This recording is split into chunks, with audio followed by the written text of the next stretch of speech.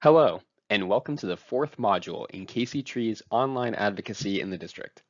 In this video, Tree Laws and Environmental Policy, we will discuss the different rules that govern DC's urban forest. First up, we have our tree laws. Well, it's really only one law, the Urban Forest Preservation Act. First passed in 2002 and amended in 2016, the Urban Forest Preservation Act is the district's only urban forestry law. The act created two designations of protected trees. Special trees, which are any tree that are between 44 and 99.9 inches in circumference, and heritage trees, which are any trees that have a circumference of 100 inches or more. Heritage trees have a large canopy, and because of their size, provide significant environmental and health benefits. However, only about 5% of the district's trees are heritage trees. The DC Council, knowing these trees were small in numbers but big in value, wrote into the law that heritage trees cannot be cut down unless they are considered hazardous or if there is special approval from the mayor.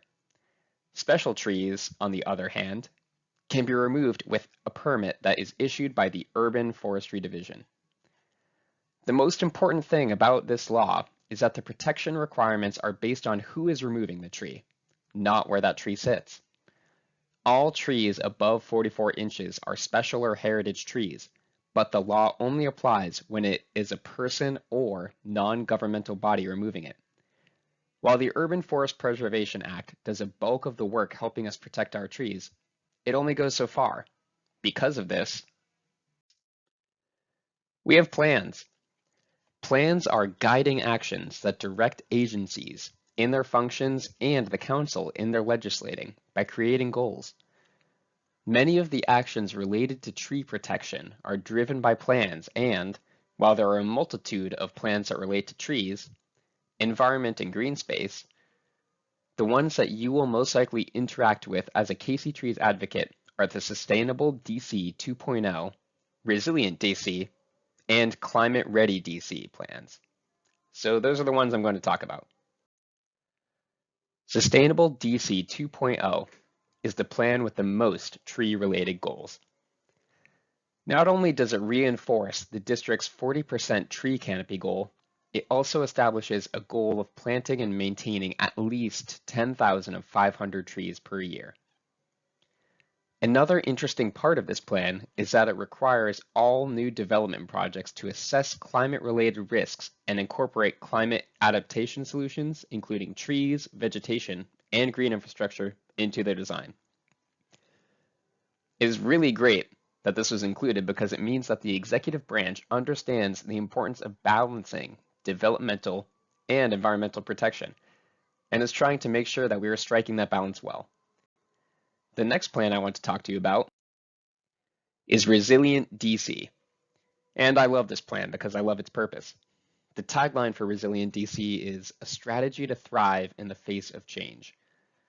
I think that it describes what resiliency and Resilient DC really is. Resilient DC looks at the way the district is growing and uses other plans as benchmarks for creating goals under each focus area. Doing this helps us identify how we can grow inclusively while focusing on our climate action goals, embracing renewable energy technology, and using different information tools, such as maps, to help with decision making. Resilient DC focuses on using green space, green infrastructure, and green technology to build a district that will be able to thrive for years to come. The last plan I want to talk to you about is Climate Ready DC. While Climate Ready DC is similar to Resilient DC in many ways, the key difference between the two plans is that Resilient DC focuses on future planning, while Climate Ready DC focuses on what we can do now to prepare ourselves for climate change. Climate Ready DC focuses on using tools like green infrastructure and land use planning to increase the resilience of the district while we continue to plan for our future. So to recap, all of these plans are extremely important because they guide all district policymaking. not just what the agencies do, but also how the council designs their legislation. Because of this, it's important for us as advocates to participate when it is time to update these plans. They're not laws and they're not regulations, but they're still an important place where we can be a voice for trees.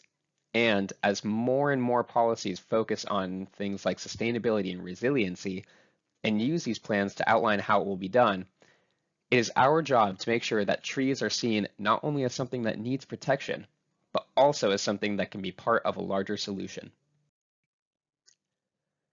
The last policy I want to discuss are tree preservation plans. While they have the term plan in the title, they're more of a procedure than a citywide guiding document.